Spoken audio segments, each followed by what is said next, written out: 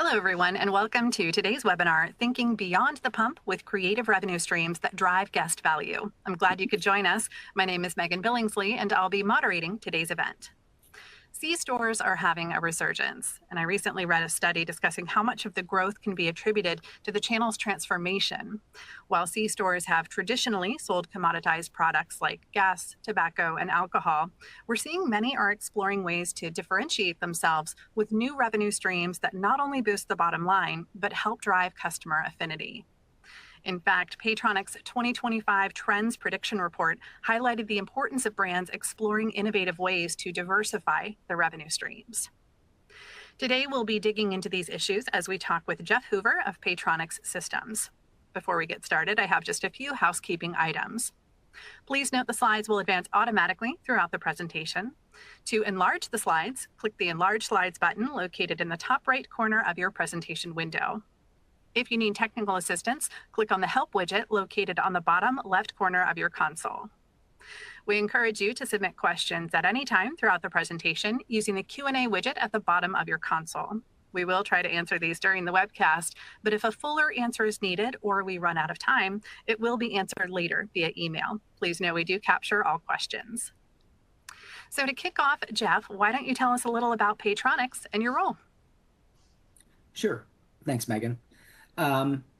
First off, Paytronix, we're an end-to-end digital guest engagement platform, including gift, cards, comp, functionality.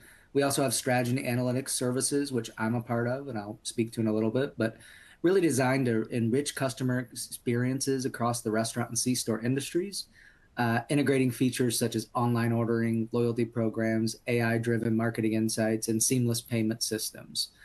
We ultimately help our clients deliver personalized, scalable solutions that grow the customer retention and revenue for their businesses.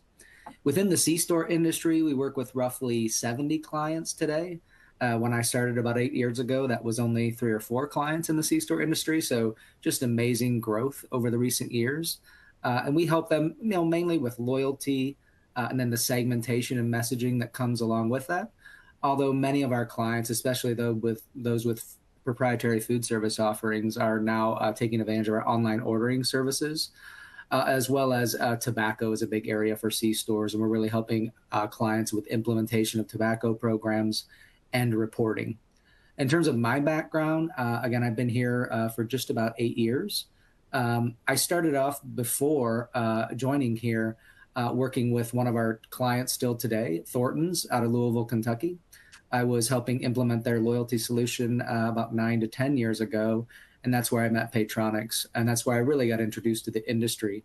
Prior to that, I spent several years in agencies, as well as 10 years in brand marketing, starting at Kimberly-Clark, Scotts Miracle-Gro, and Wendy's, working on their advertising and promotional programs, and that's really my introduction into loyalty and things like that. So.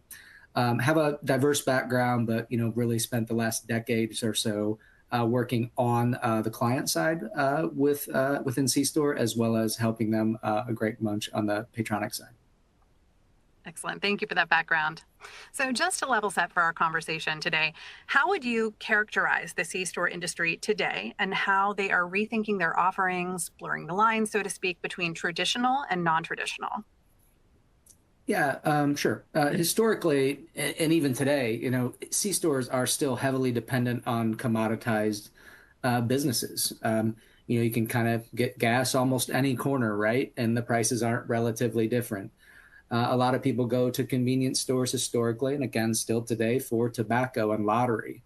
But those solutions, or those offerings rather, are sort of the same size everywhere, same offering everywhere, right? It's hard to differentiate on those. So now we see, not even in the recent years, but going back in the past decade, more C-stores really leaning into proprietary food service, which has sort of blurred the lines a little bit with QSR. You're seeing that more even today with one of our clients, Twice Daily, came out with a $5 meal deal. It's one of the first times I've sort of heard that in the C-store industry. You always hear that at Wendy's and McDonald's and other QSRs and things like that. So it's really blurring the lines with that, and ultimately trying to find other ways to expand revenue. But food service is a lead. We have examples of Parker's with their, fried chicken, best in class offering in the Southeast. You have another client of ours, Quick Check. It's almost a mini Panera-like experience, similar to a Wawa with MTO subs and soups and drinks. And then you have Maverick out west, leveraging more of a burrito platform, but what they call a bonfire menu. So you have these regional players popping up and really focused on that market and what's important and how they can differentiate and bring something unique to the market, but also play on the regional preferences of that market with food service. So I think that's sort of where we're seeing a lot of the lines blurring. There's other clients that go a different way. Instead of their own proprietary food service, not clients, I should say, but Love's is a multi-state brand that has some of their proprietary food servicings, but also offers franchise brands such as Wendy's or Subway, where they're the franchisee, and really understanding the uniqueness of that market and bringing, whether it's known food service brands or their own proprietary food service brands. So food service has really been, and I think it will continue to be, the differentiation going forward in the near future. Outside of food offerings, some retailers are expanding into other traffic driving services, such as car washes, even pet washes. A client of ours, Family Express, in northern Indiana, has several locations that have a standalone pet wash, right? So you don't have to make the mess at your own home. You can go and fill up your gas, wash your car and your pet.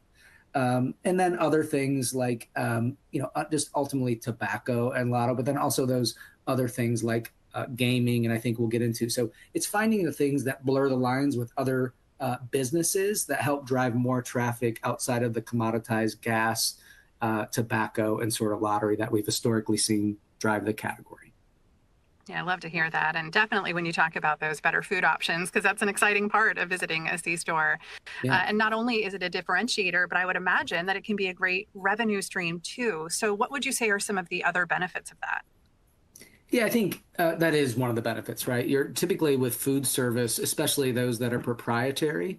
There are things that tend to be higher margin products than the commoditized products like gas and tobacco and lottery, where you're making very thin margins. So obviously, you have to be able to drive the right amount of volume in that to be able to take advantage of those higher margin products. But yes, it really helps sort of differentiate and have less dependence on those sort of commoditized. Also, those things are on the decline, right? I think, it's going to be several years before we're not dependent on gas or have a tobacco segment. But those things aren't growing at the rate they used to and are often declining, right? So you have to find ways to have other revenue streams that are more on the upside, knowing that other few pieces are still going to be a critical part of your business for the foreseeable future.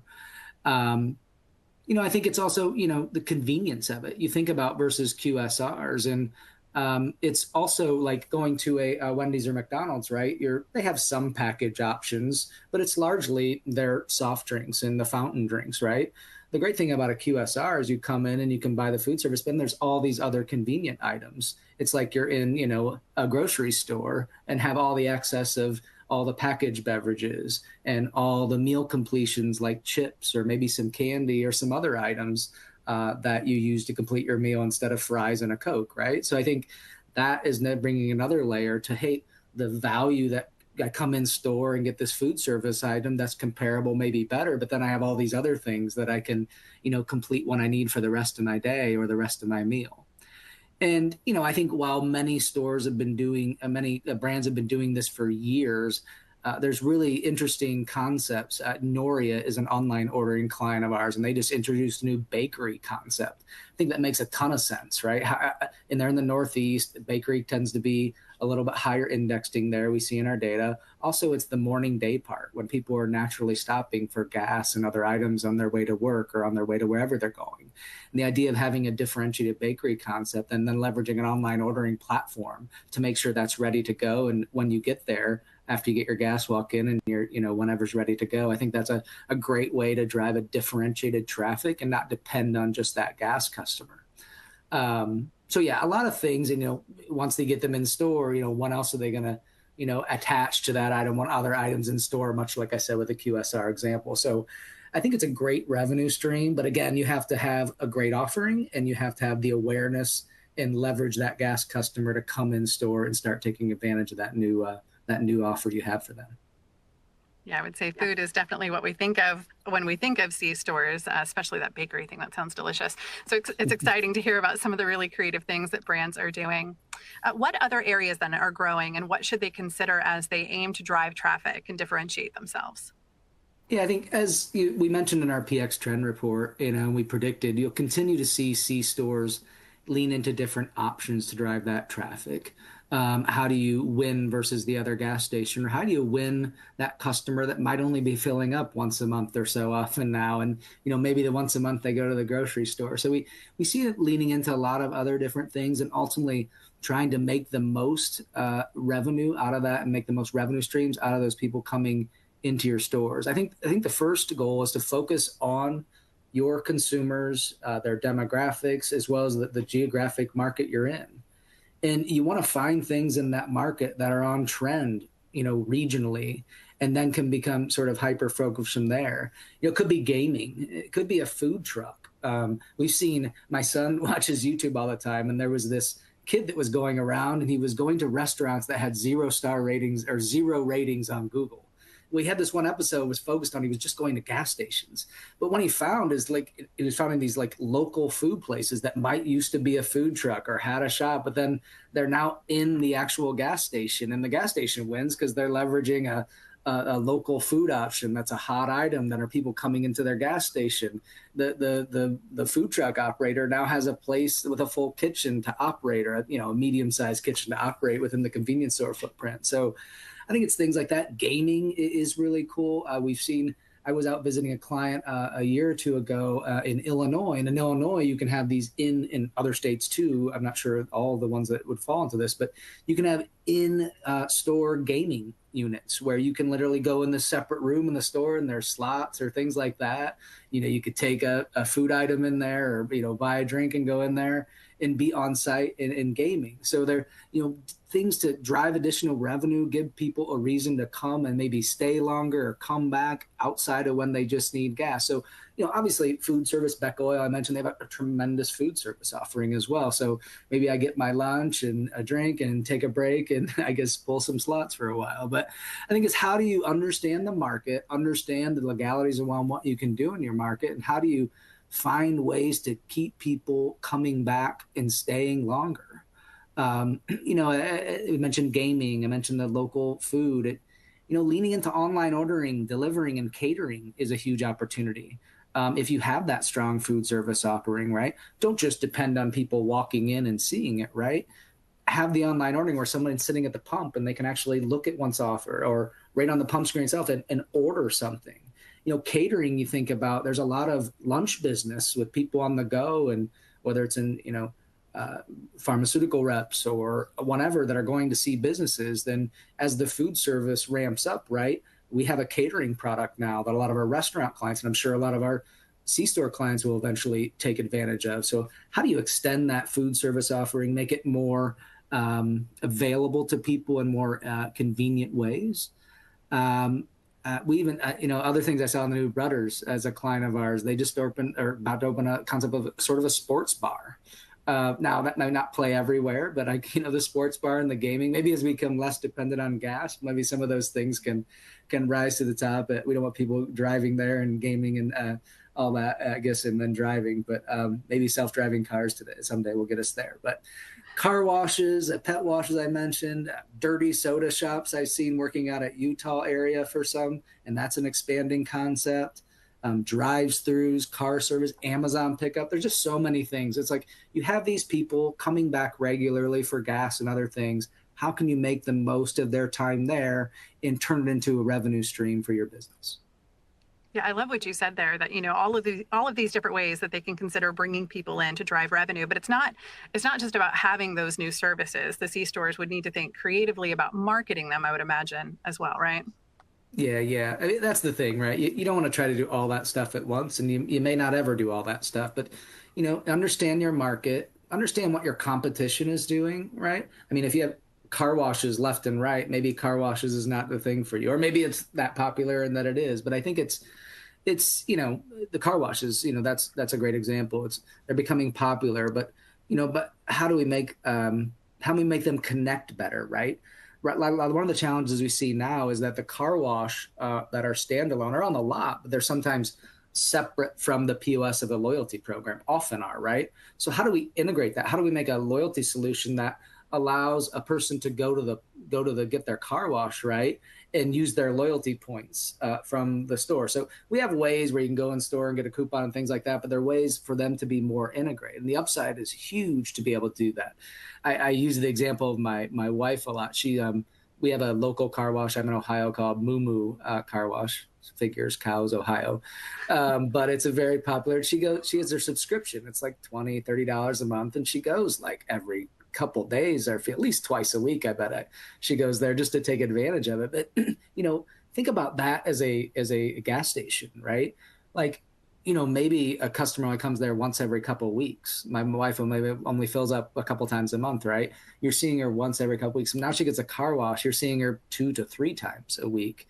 And then as you learn that customer, maybe she's already coming in store, right, once in a while to get a coffee, but maybe someone just like her is coming there regularly and has never come in store or has never tried your food service items, right? We can be smart about the segmentation when those things are connected and then understand how to drive traffic both ways. How do we drive awareness of the car wash? Not awareness, but how do we drive trial? Rather, they see it over there, but they might just never try it. Maybe it's like buy so many items or buy so many gallons of gas, get a free car wash. And then on the car wash side, how do we get people to come in store, like, the person that looked my wife? So I think that's where the real opportunity these things are. But again, need to market to the people appropriately. Not only market to drive awareness, but market to drive awareness knowing what that customer looks like with a full profile. Again, you might throw a lot at a person that has never come in store, maybe even free coffee all month to see if they will come in repeatedly to the store. But a customer that's coming in every single time they come to get a car wash, you don't want to give that a person offer. You might want to drive awareness about things going on in the store that they're not buying and not taking advantage of, but you don't want to give them free coffee for a month or something like that, right? So I think connecting these different things and driving awareness across the platforms within you participate, I think is a critical piece. Yeah, I think that leads into, the conversation about personalization, which is so important. So what are some ways that C-stores should be thinking about incorporating these hyper-relevant offers into their loyalty programs, especially to help drive traffic for new efforts? Yeah, so my son, I always use this reference. He's getting a little older now. I just turned 12, and he still does it a little. When he was younger, he would go fishing a lot, and he watched YouTube videos, and he found these guys who would use the cast nets, right? So I always use the analogy of like, you want to like try to cast a wider net. Like maybe with your 5 cent everyday discount at the pump, you get a lot of the fuel customers, right, to participate. But maybe some of the people don't care as much about the 5 cents, and maybe they come in store more often. When are they getting out of the program? So it might be you're giving away a free energy drink, or there's 2 for $2 Cokes, or there's a 50% off food services. How do you again cast that wider net to get people to see value in different parts of the program and get them to sign up? And then once they sign up, right, then we get them to identify themselves at every visit. And we want to ultimately, our goal here is to help drive a more personalized view of that customer so that we can, again, cast the wider net to get everyone, understand the differences in how people are in similar groups and segmented, and then talk to them in a personalized manner. So I think, I used the example of my wife, if she's, there every week, but again, she never goes in the store. It makes sense to like spend a lot of money, at least initially, to try to drive trial. But then once we drive trial, we want to like monitor her behavior. And maybe she naturally comes back again. Maybe she liked the drink she got, right? And now she comes back and we see her continue to come back. Other people might not come back at all, and we might need to drive trial again.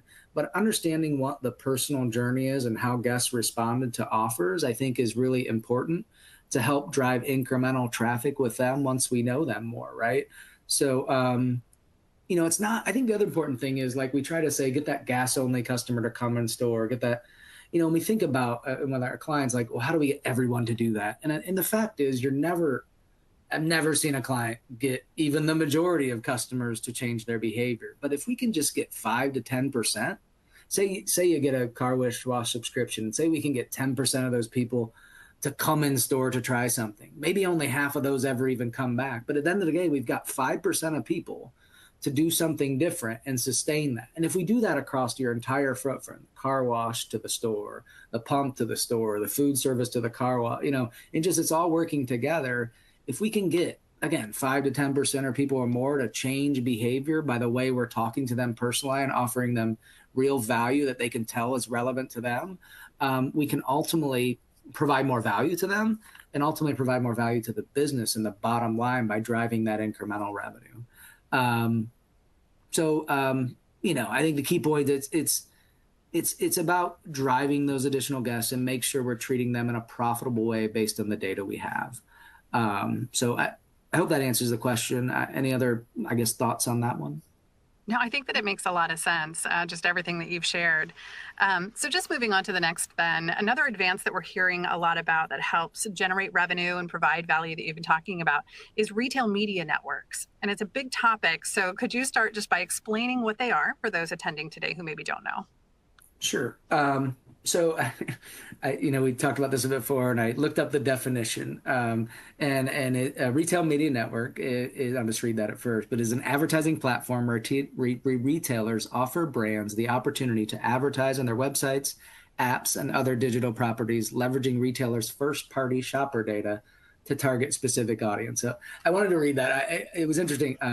There's a consultant group called Next Chapter. It's a few former guys from Casey's. Art Sebastian's the head of it, and he has done some recent with CSP workshops and other things around retail media networks. And he started off by defining what it is. But ultimately, it's like, you remember back in the day, at least when I was in brand marketing, and we worked with Walmart and was at Scott's, and we want to get on Walmart radio, and that Walmart radio was like sort of one of the early on retail media networks. And some of the big players like 7-Eleven and Circle K, I believe, and Casey's, where a lot of Art and others at Next Chapter came from, a lot of them at least, have on their own retail media networks where they're literally selling their impressions of their customers. Think about the video screens at the pump, the merchandising in the store, the messaging that you send to guests to promote products. Every time, you're sending a value of the 2 for $2 Cokes, there's value in the discount of the 2 for $2 offer that you're getting, but there's value in the impression to Coke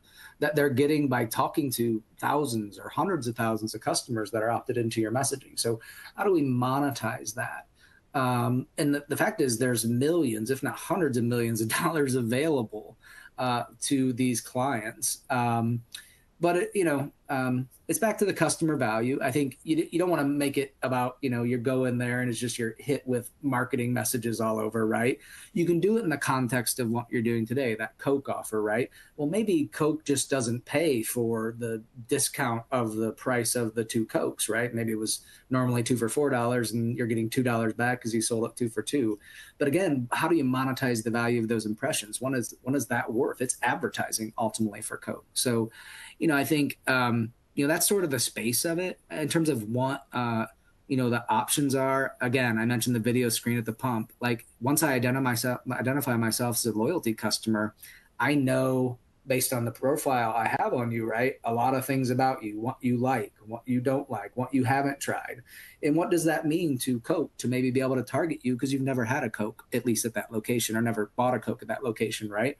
Versus someone that maybe's only bought once a month. How do we target them differently? Maybe it's a more building offer. So I think there's a lot of these opportunities to leverage the impressions and the media message that ultimately all these consumer packaged good partners have within your store to be able to talk to customers. And then again, it becomes another revenue stream. We talked about driving higher margin products in food service or car washes or things like that. Well, these are things there's not even a cost to them other than, the time and opportunity to tell something else to your customers. So you'll be seeing, I think, more of this where the retailers are trying to monetize the impression of that.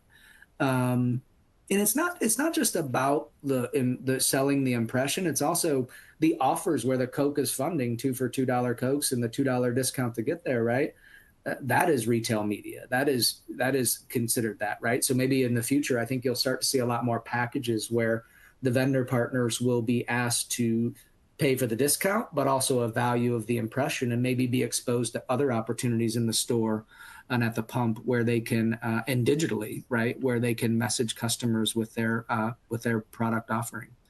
I think it's a huge area you'll start to hear a lot more about. The bigger players will be the one to take advantage of it at first, but there are other ways for smaller players to sort of take advantage as well and sort of learn what's going on in the area. Yeah, great ideas and insights. What about gamification? Because we know that that's another way to get customers invested in your program. How are you seeing that play out with C-stores?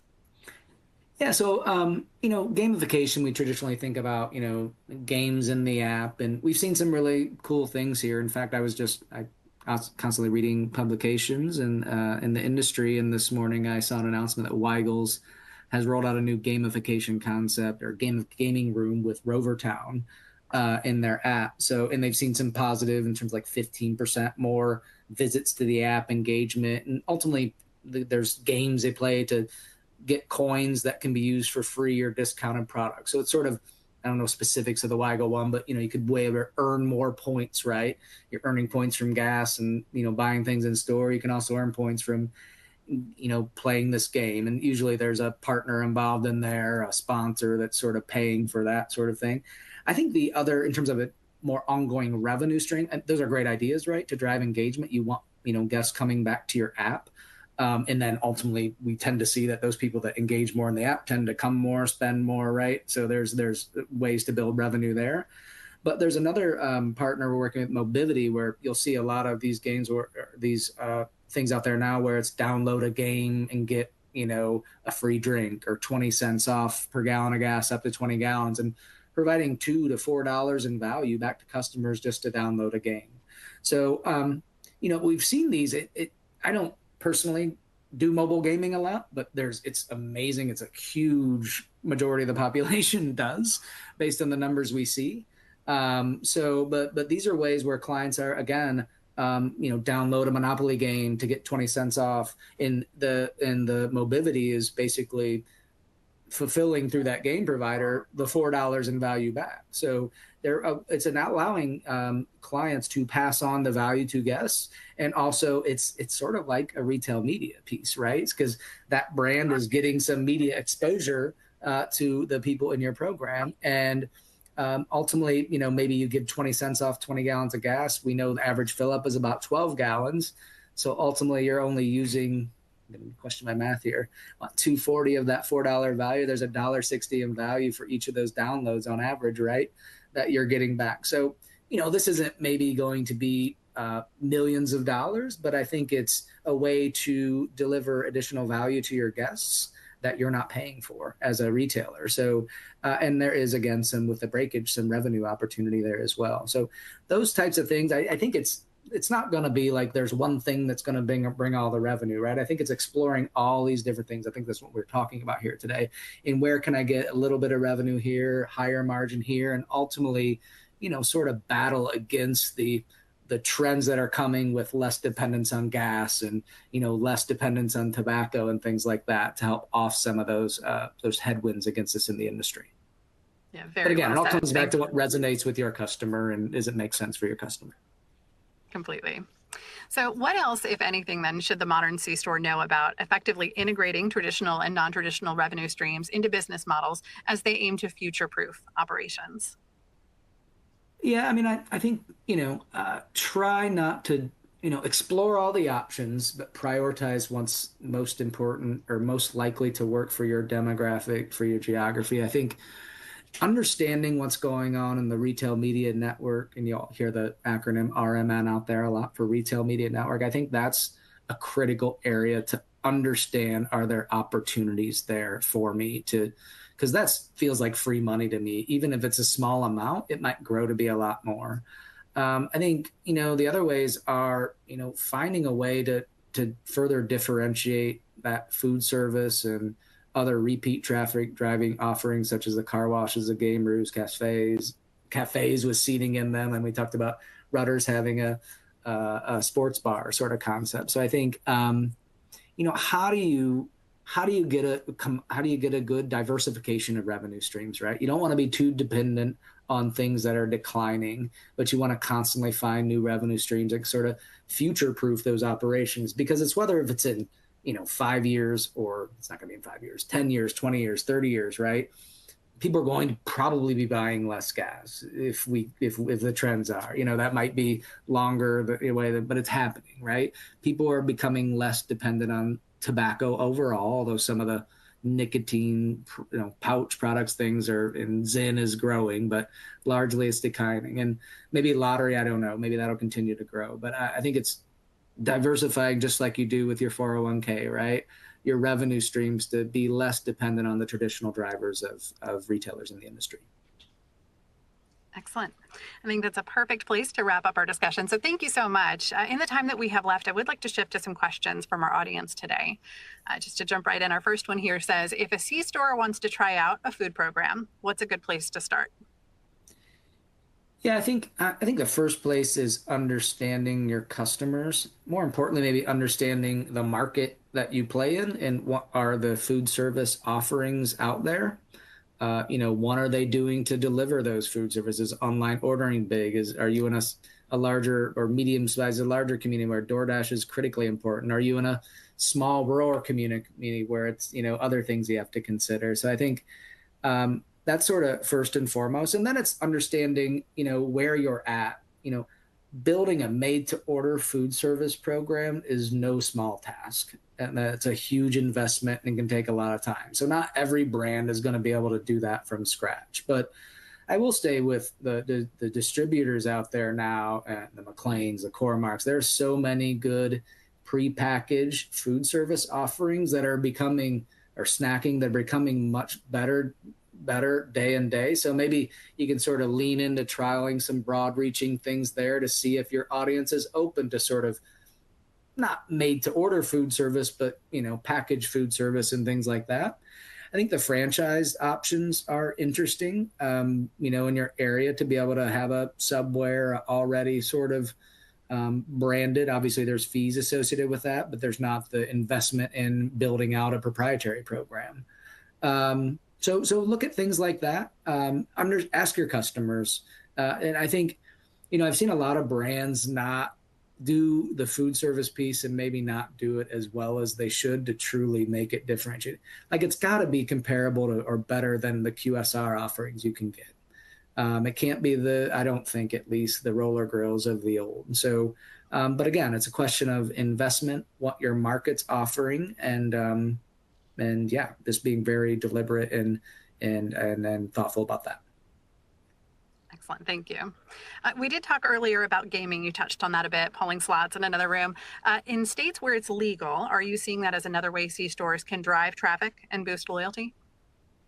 Yeah, absolutely. It's already, gaming with lottery and things, right, is already something that resonates very strongly with the average C-store customer. Not all, but, it over indexes versus other populations. And I think the gaming, the ability to keep someone on site. I mean, none of our clients are doing this yet, but I've even heard clients like giving people, much like a casino, right? The longer you stay, the more you play, the more points you earn.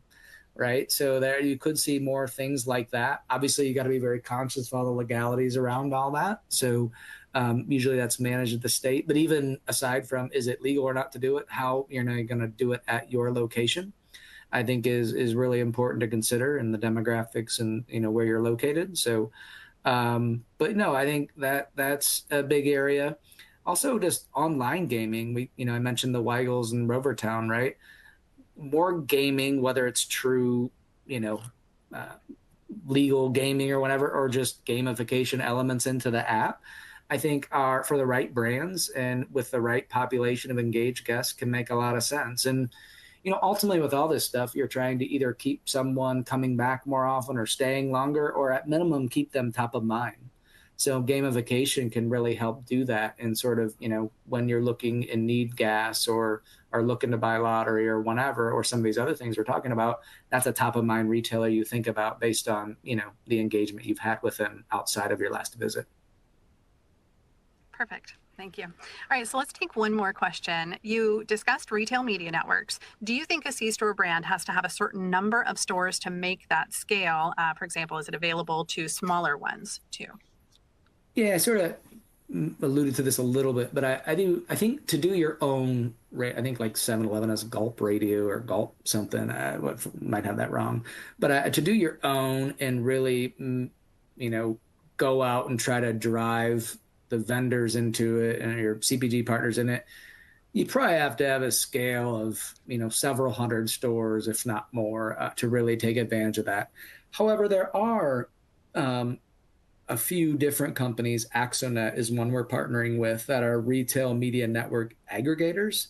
So I think exploring those types of options where you not that you're sort of buying into one piece. So I don't want to do Axonet any injustice, right? But they're basically allowing ways for maybe a 20, 30 store operator to buy into an aggregate, right? Where they'll offer impressions in their store.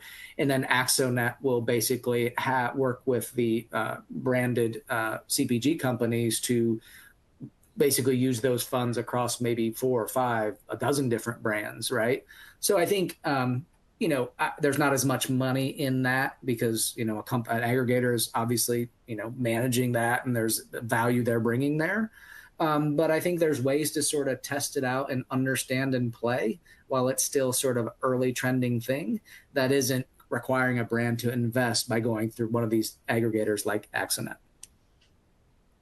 Excellent. Well, that is all the time that we have for today. I'd like to thank you, Jeff, for a great discussion. We appreciate you sharing your insights and expertise with us.